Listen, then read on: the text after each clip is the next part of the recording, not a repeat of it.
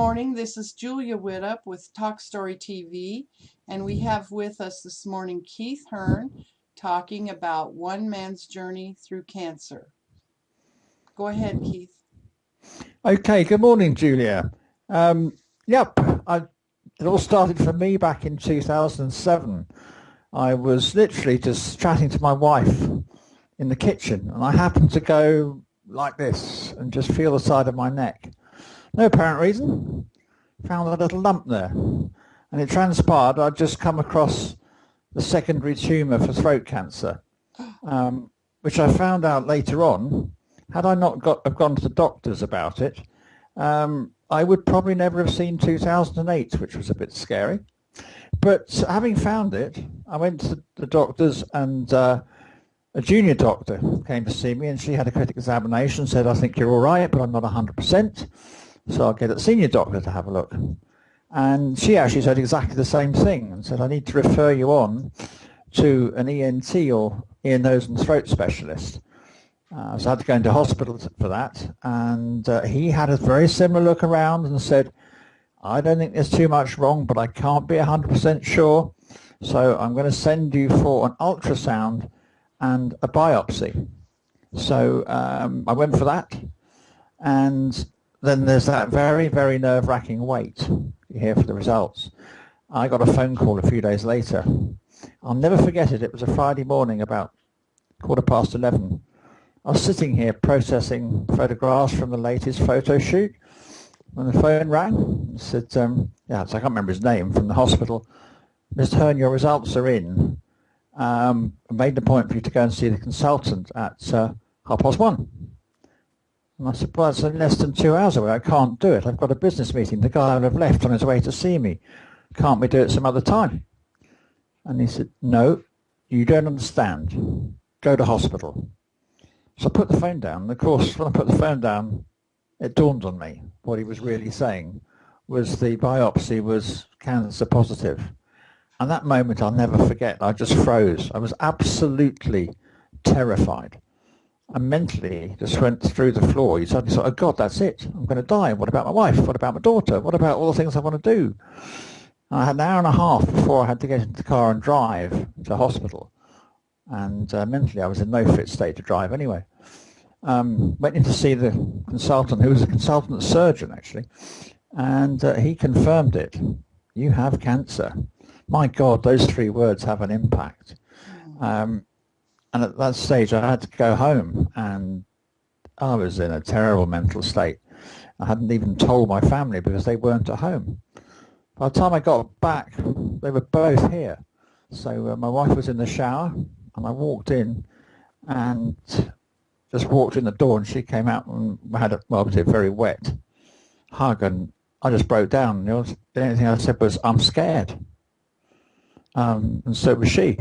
And I said, I've got to go and tell my daughter, who was 13, and watching the television in the other room. And when I walked into the room, she was lying there, and her pretty little face took one look at mine and turned from being happy, smiley to panic-stricken. I went and sat down with her, took her hand and said, sweetheart, I've just been told I've got cancer. And there was a pause before she just screamed and slung her arms around my neck and said, are you going to die? And I said, no, not if I can help it. But that is the hardest thing I've ever had to do in my life. As you can tell, it's difficult to talk about now. And this was like 4 hours into something that was going to take at least 6 months. Anyway, that came and went, and a horrible 2 or 3 days ensued, and then I reached a point which I think they call acceptance. I said, okay, I've got it.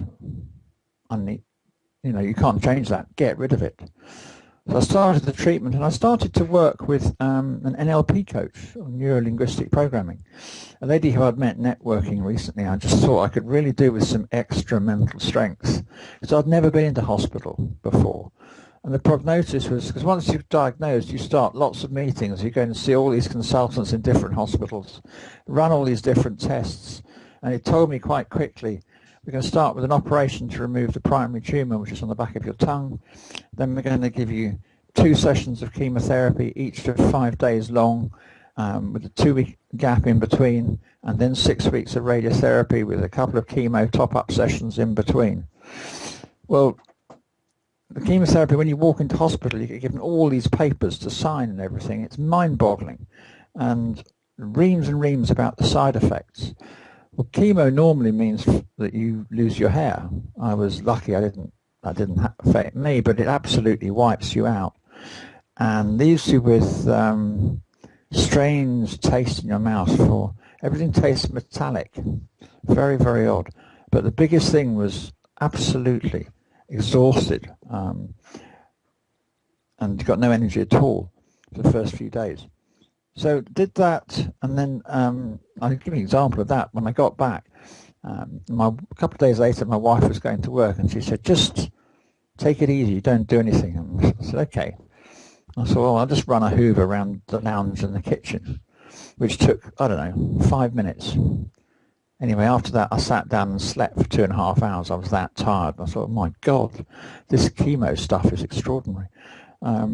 So did that 5 days in hospital, and I started to use the NLP stuff that we've been working on to help me remain positive and think positively about the future, not focus purely on the treatment, and use visualization to take me away, and go and do stuff that I like doing. And I'm a bit of a fanatic for traveling and the travel photography side.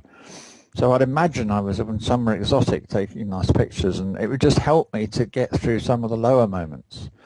There are lots of little techniques like that when it came to, and she lent me a couple of CDs, for one of which was called, oh God, the title of it was Preparing for a Medical Intervention, which I thought was quite interesting in itself, because what it was saying was actually the medics are going to interfere with what your body does best, which is heal itself. And it's all kind of a mental approach of changing it so you can think positively through it. I found it really helpful. I know it's not everybody's cup of tea, as we say over here. So that was the chemotherapy, and then I had to start the daily radiotherapy. And the radiotherapy for me was far, far worse in terms of side effects, because after 4 or 5 days, I lost the ability to taste and also lost the ability to eat because it's on my throat, the treatment. And I couldn't eat for just under 2 months. So I lost an awful lot of waking up, very, very weak. And that was really tough. And the worst time was going to hospital, and I had a second top-up chemo session. It was in week 5, and I walked in, they took one look and said, "You're anemic. We're going to need to give you a blood transfusion." And I was pretty low anyway, and that was just kind of, oh God, am I actually going to survive this? And it was about that time I saw a little advert on the wall, or noticed an advert. I'd probably walked past it, I don't know, loads of times, saying fundraise for the Marsden Hospital Go Trekking. And I thought, I'm going to do that. After I'm through all this rubbish and I've recovered, I'm going to go and do some fundraising. So that was that. But the really difficult bit was getting through the radiotherapy, because not being able to eat, I had no strength, and even a few stairs was really difficult. And it's very difficult going around just eating liquid stuff. So I was living off a diet of mineral water, custard, ice cream, tinned rice, pudding, anything that didn't require chewing, which the dietitians would say wasn't particularly useful overall, but it got me through. And it was then that after you finished treatment, you're left alone for 6 weeks or something like that, and to let your body recover, because it's had so much, because both radiotherapy and chemotherapy do an awful lot of collateral damage on their way to the tumours, and your body's got to calm down before they can run the tests to see what the results have been. So they did that, but I was diagnosed in May. My chemotherapy, my radiotherapy finished in about the middle of September. So I wasn't going back for tests until November. Now, I had a photo exhibition in October, which was 2 weeks after the treatment had finished, and I still hadn't eaten because of the effects of the radiotherapy cumulative. And it was then that I went to, I was having a photographic exhibition. I had some friends down to help me set it up. We went for something to eat afterwards, and I hadn't eaten anything at all, bear in mind, nearly 2 months. And I just felt like trying something. And I had a mouthful of pub food from one of them, and it was so difficult to chew.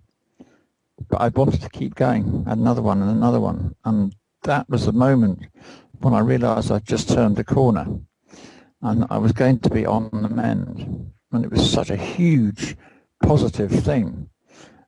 Mentally, it meant just massive amounts. And then, so I was getting more positive then, and then starting to eat better, but the taste was a long way from returning, and it took forever to chew things, to break them down, but it was moving in the right direction again. And then I went into hospital to have the tests, and they said, okay, look, there's still some cancer cells in your neck, admittedly dead ones, but we want to operate. So I got sent in for an operation, and they removed the secondary tumour, which was what I'd originally found, and all the lymph nodes in the side of my neck. So I looked like something from a horror film. I had this scar that went all the way down here, and it looked like somebody had done sort of, needlework all the way up the side of my head. Really neat, mind you. But they made a really good picture for, because I'd photographed my treatment all the way through. And I'll come on to that at another interview, but I thought I'd write a book. Having never written a damn thing in my life, I thought, well, let's go straight in the deep end and become an author. So yeah, we had this final operation, as it turned out. And I remember the day, I think it was the day or maybe 2 days afterwards, the surgeon came in and he said, Keith, it was 100% successful. You are cancer-free. And Wow. I didn't know whether to laugh or cry.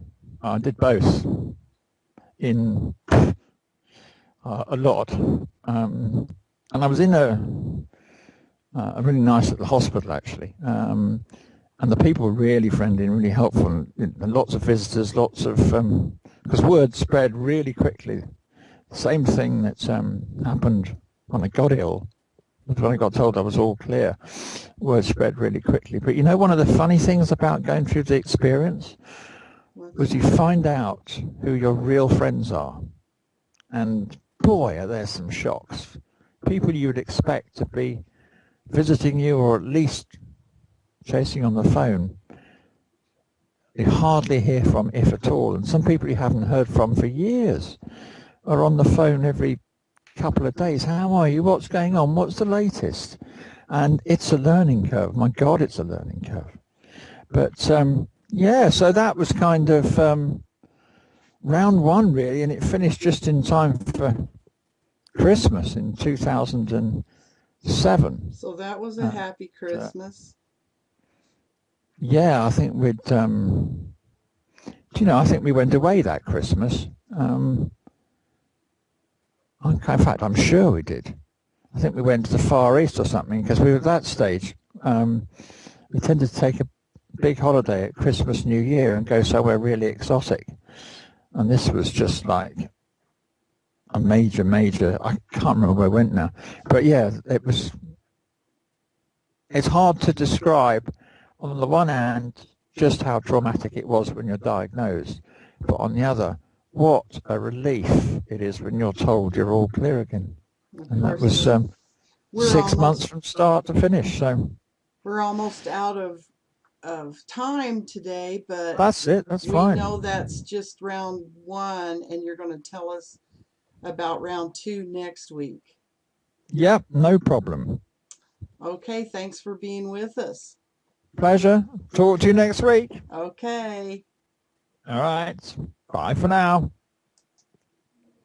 just a minute. Okay, I'm going to turn off the recorder. There. Okay. Is that okay? So, wow, that was good. You had all the details succinct. You must have written that up and practiced, huh? Well, no, I just had a bit of a think about what I was going to say and what I wanted to Yeah. cover, and I had a stop clock going. You may have seen me looking down at the Oh, side. okay. Well, That was you just covered watching everything. Perfect. watching the stop clock and making sure I got all the key points in from the email, basically. Okay. So next time I'll start with the Iceland trek, the book being published, and then the second diagnosis, and how I got into the alternative non-medical world. Okay. And we'll take it from there. Okay. And then what you're doing right now will be in the round three, right? Yeah, or maybe even Four. yes. Well, it'll Well, have to be in round. we can do four even, if whatever it takes. Okay. Well, we'll tell. I mean, the thing is, what's the date today? Because I'm going back out to Switzerland again later at the end of the month. Okay. Well, right now. I'm airing a writer's journey through domestic violence, and I have her for three. So I'm not ready to broadcast it anyway. So we can take as long as we want. Okay, because I'm here. I've got you down for every Monday. When are you leaving?